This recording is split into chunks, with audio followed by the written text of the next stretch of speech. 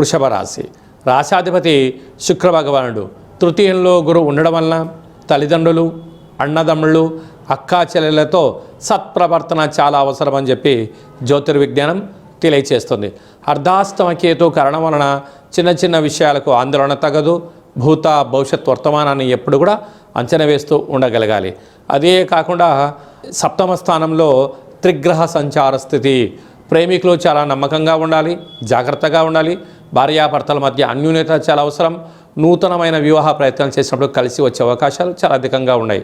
అక్కడే కుజుడు ఉన్నాడు కనుక యంత్రాలతో, ఆయుధాలతో వాహన ప్రమాదాలు, జలగండాలు పొంచి ఉన్నాయి. పోలీస్ స్టేషన్లు, కోర్టు సమస్యలు కూడా పొంచి ఉన్నాయి. ఇలాంటి కాల సమయంలో ఓపిక చాలా అవసరంగా భావించగలగాలి.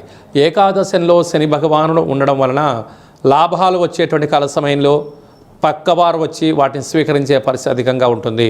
కనుక ఓపిక, పట్టుదల, వీలైనంత వరకు రహస్య చర్చలకు ఇది సరైన సమయం కాదు అని చెప్పి గమనించగలగాలి.